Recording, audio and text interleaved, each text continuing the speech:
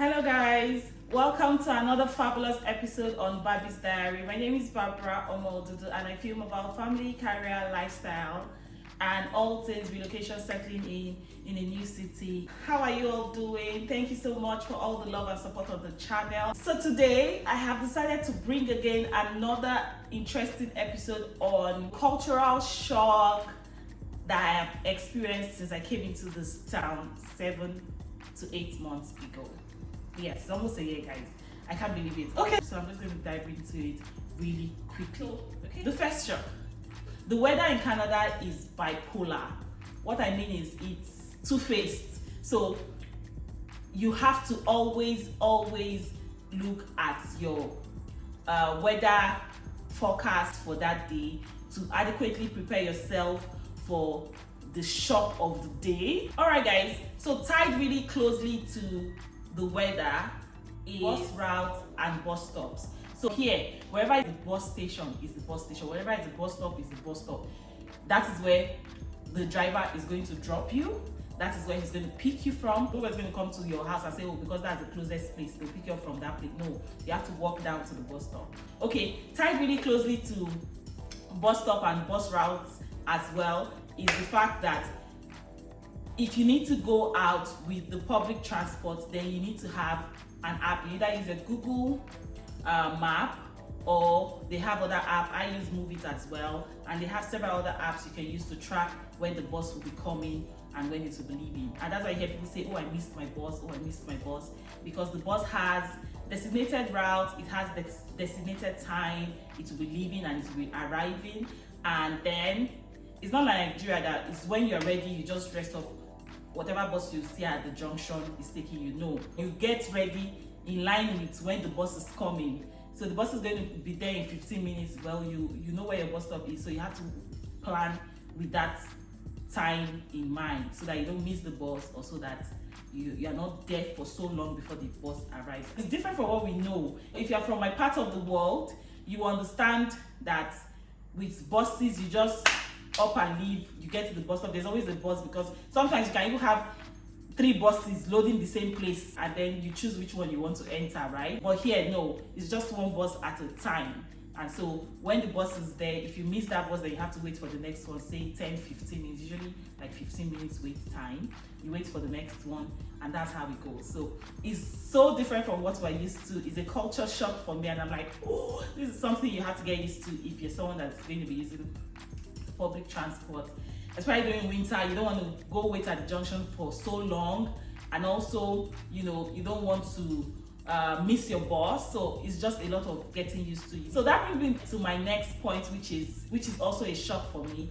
I know before I came here, I've heard so much of, oh, pedestrians, you do not have to run when you're on the road crossing. In Nigeria, express, see you, see downfall, see you, see car, and you're walking. What right do you have? You will run like your life depends on it.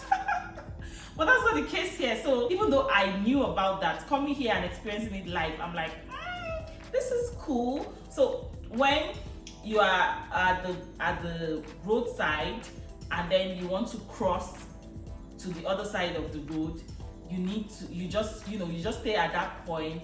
If it's a road that has the traffic light, you have to wait for it to signal that you can walk through, and then all the other vehicles wait for you. But even if there are no traffic signs there and you want to cross, best believe that once you step your foot on that road, all the buses or cars, everything would wait for you, and you don't have to run, guys. You just have to walk really calmly and then move to the other side. And if you're even running, people will be like, what's chasing you? It doesn't also mean that you should crawl. You will walk as you would normally walk to the other side of the road. All the vehicles would wait for you. It's the courtesy that they are used to here. Where we come from, nobody waits for you. You're literally running. So you're even looking at the road and you're like this. You're like this. Any small chance you get, you're like. Now, tied closely to the road as well is the traffic signs as well as other traffic rules. Speed limit is a thing here. You cannot drive above speed limit. There are speed limits for residential areas, for playgrounds, for school areas, for the highway. All of this has speed limit. So in Nigeria, nobody cares for speed limit. Sometimes, when I'm driving my husband, I'm like, the road is free in front now, as in pace up so that you can. He says no. There's a speed limit, you have to maintain that. Even if the road is free, even though you can see, the space between you and the other vehicle is that much, you have a speed limit, you have to maintain that. You have all the road signs that you need to adhere to. We're not used to road signs. We have them. It's not like we don't have speed limits. It's not like, I'm not saying we don't have them in Nigeria. We have them, but we don't follow them. If it says no U-turn here, no U-turn there. It's as simple as that. Like, why do you want to break the law? If it says stop on red, you stop on red. You cannot say, oh my god, let me quickly blow, there's nobody in front of me. I mean, there are traffic cameras that can catch you in the act, and then you'll be made to pay fines, heavy fines for going against traffic laws. Also, you see all those markings on the floor, they mean something. They are not there because somebody is trying to be artistic. There's a reason why you have those markings on the floor, and they are to be adhered to. So that is why when you come to this country, you cannot just wake up and start driving. Especially when you come from our part of the world, you need to take the knowledge test to be sure that you know all of these things, and then you take the actual road test. A lot of people that drive for years in Nigeria, they come here and they still fail the test. It's not because they are not good drivers, it's just because we are not used to following all of these rules from where we come from. If there's a stop sign, you literally have to make a stop. So you cannot say, oh, there's nobody coming, let me just fire. Even if you are the only one, you have to make that stop. Okay, let's talk about something else. So what? Let me just hold my book in my hand. It doesn't matter, yeah? You don't have open markets here, or I have not seen open markets here. So everything you need to buy, you go to the mall, you go to the store, you go, there are no open markets. So you don't have all those small markets that you just quickly come back from work and say, you know what? Okay, there's no stew, okay, just go to Iyalagbaja 2 doors away from you or 2 houses away from you and just buy all the stuff. You don't have that here. As a matter of fact, anything you need to get, you need to go to the store.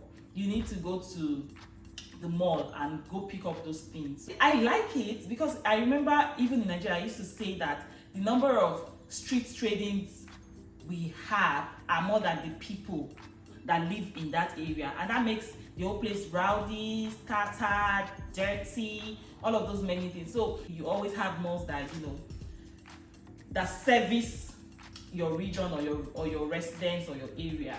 Is usually really close. But because there are no open markets as well, something else tied to that is that I am unable to get some things that are readily available to me in Nigeria. All the things you would naturally just see at the tip of your finger in Nigeria, you do not have them here.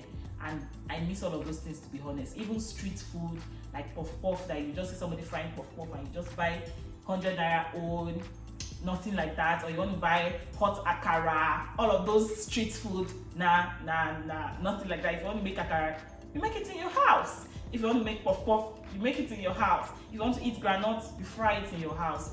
Nothing like somebody selling it down the streets, just go and buy it. Nah, you can order, but then all of these things you have to literally prepare and say, oh, okay, deliver to my house on so date. Thinking of it alone is stressful, so you don't have all of that here. Away from food, let's talk about something else. And also at the mall, another thing that, we've heard of it, but it doesn't hurt to say it as well, is that you always need plastic bags.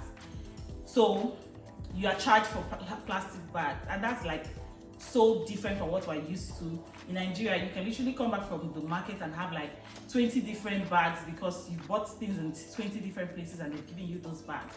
Now here, nobody gives you bags for free. But on days when I know that I'm going grocery shopping, I always take like 6 bags and put them in the boots. Because so back in Nigeria, what we understand with recycling, of course we're not new to the term recycling, but it was treated in a different way. So in Nigeria, you would just drink your bottle of Coke and just throw it into the bin, drink water, throw it into the bin, drink juice, throw it into the bin, and then when you take the bin outside to make, say, the general bin, you see all those malams or old women. They're usually elderly women that do that.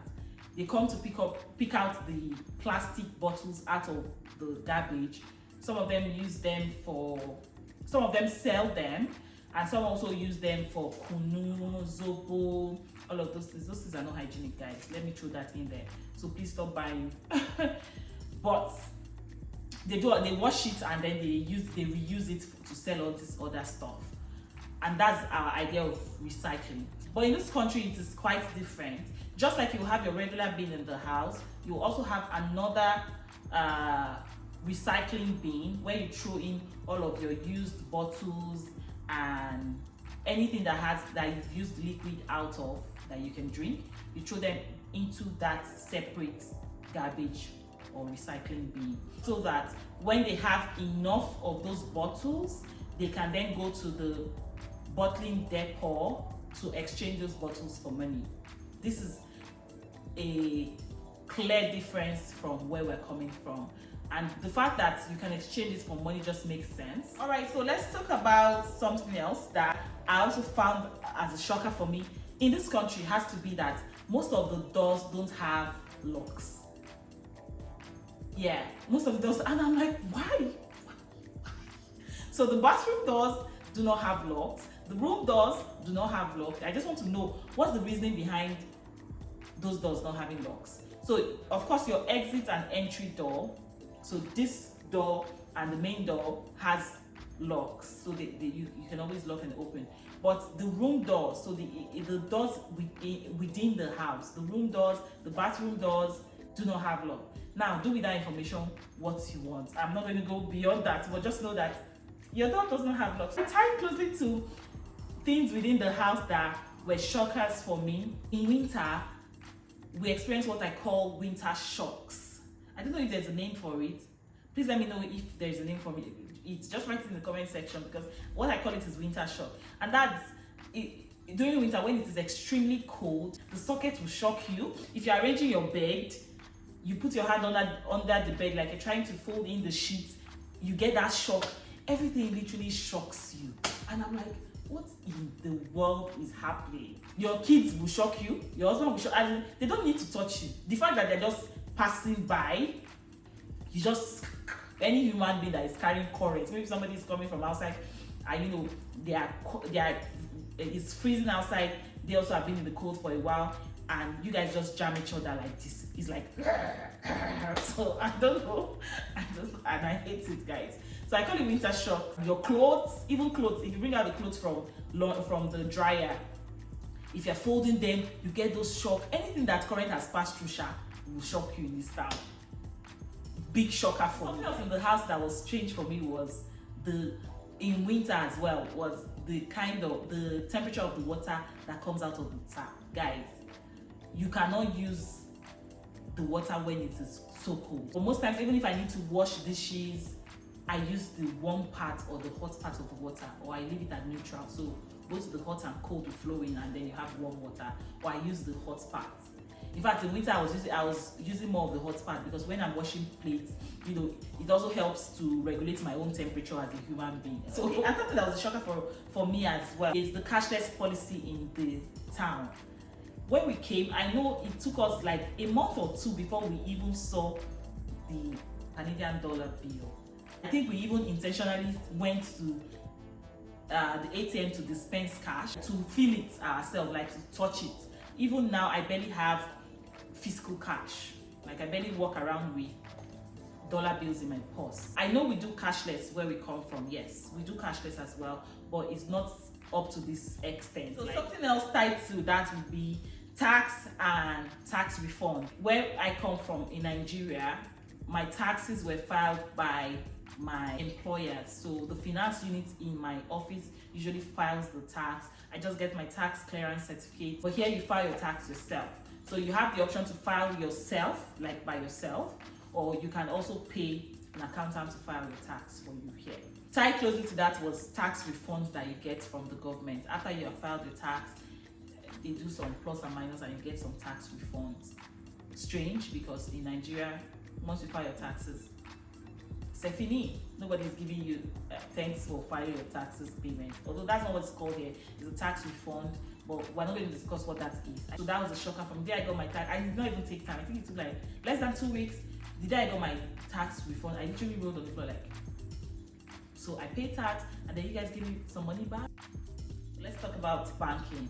So banking here is quite different, and that's strange because banking is money is supposed to be the same, right? But anyway, right here, what was the shocker for me with the banking system here has to do with how we send and receive money. So if I need to send money to, say, my husband, for instance, I do not have to get his account details. I just get his email, and if he gives me the email, I can use on my bank app.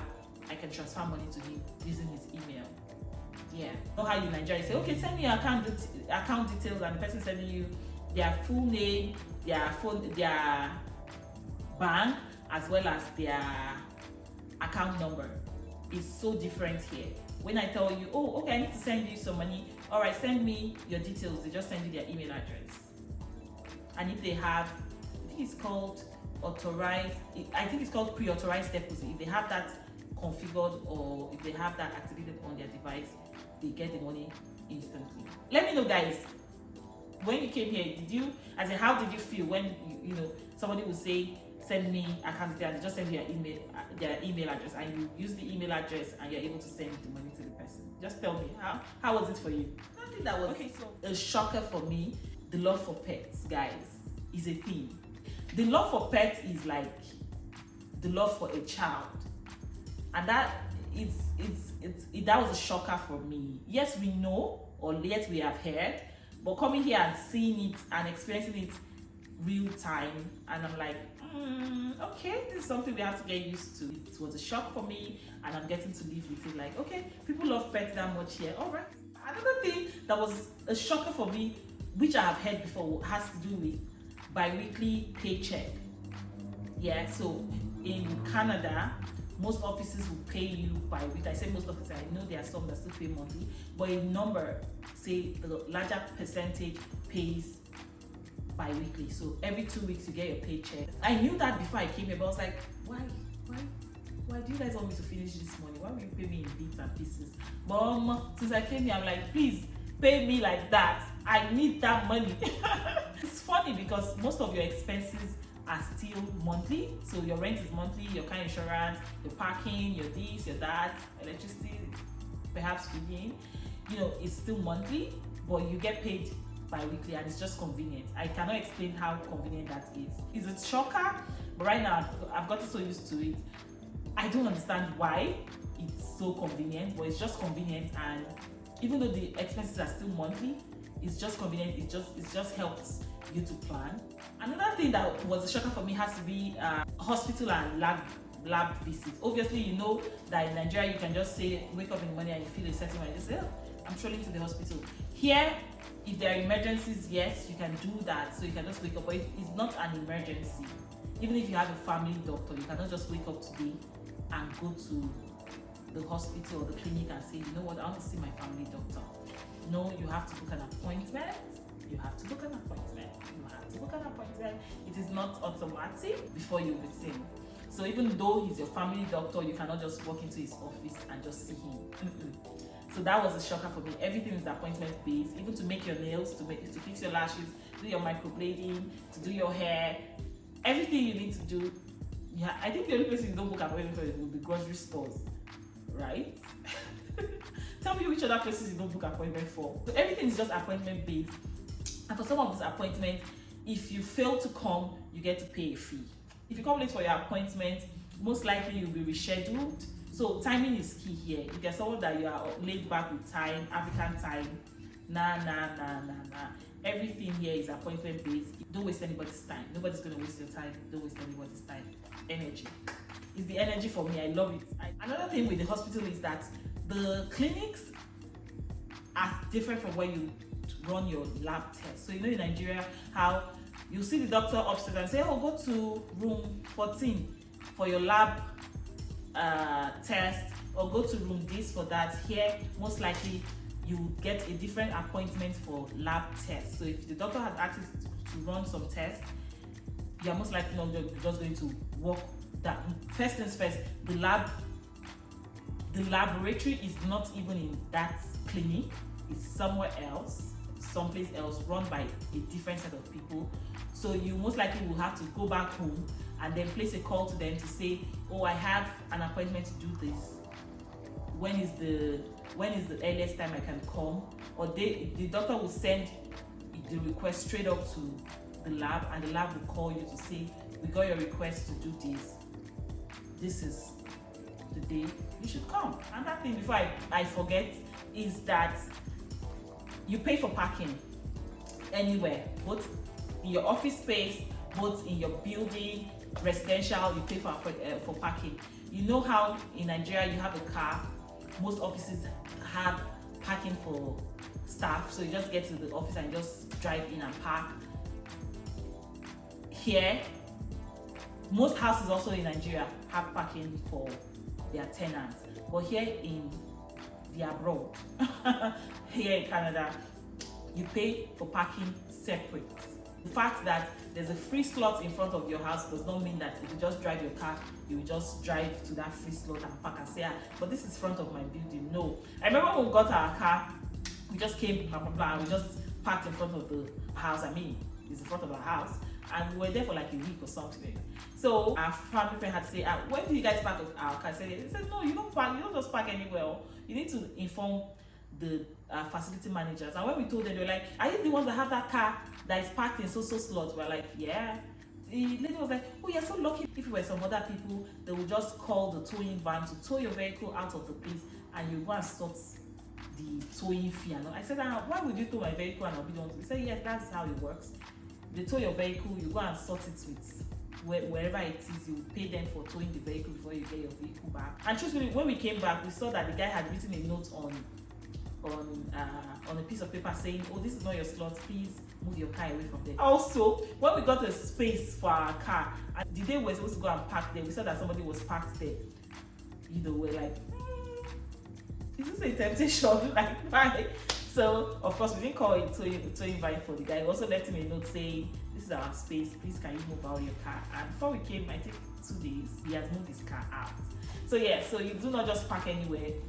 You have to pay for parking, and yeah, you have a slot that is assigned to you. So if it's your slot, you will park. You cannot park in another person's slots. That was a shocker for me. Total shock, total shock. But we're getting used to it, because even the office is the same thing as well. Most offices don't have parking space. Just something to decongest downtown, which makes sense. Something else I'm not talking about today is that small talk is big in Canada. Small talk is big in Canada. Yes, guys, you heard it correctly. Your colleagues in the office will engage you. Your colleagues in the lunchroom will engage you. People want to. It's beautiful, and so it's a shock, because that's not what we're used to, but it's something we have to grow to love. Like, people just tell you what is happening in their life, right? It feels intrusive, but they're not doing it from a negative place. It's all love, it's all joy, and they just want you to open up and just say what you have to say. And please note that there are things you cannot ask. You cannot ask about gender or race, or sexuality or religion. All of those topics are off limits. So ensure that you keep the conversation at the same level. So don't dig further and say, oh, why? If it's me, I will not do that. So if it's me, that's not good, or you shouldn't have done that. As nobody cares for your opinion, they're just telling you what is happening. Tell them what you need them to know, and keep it moving, guys. Even church is different here.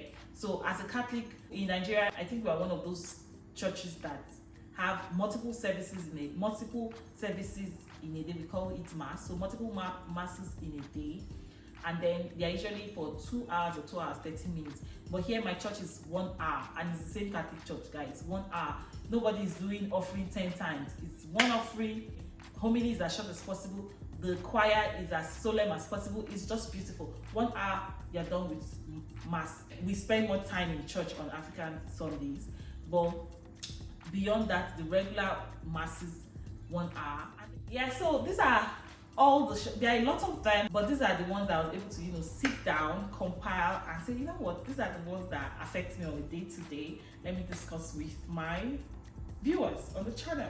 So it was fun recording this video, because we're all human beings, but see, different places, different cultures, different ways of doing the same thing, and that just shows the beauty in diversity, to be honest. And it's so pleasant to experience this different culture in another country.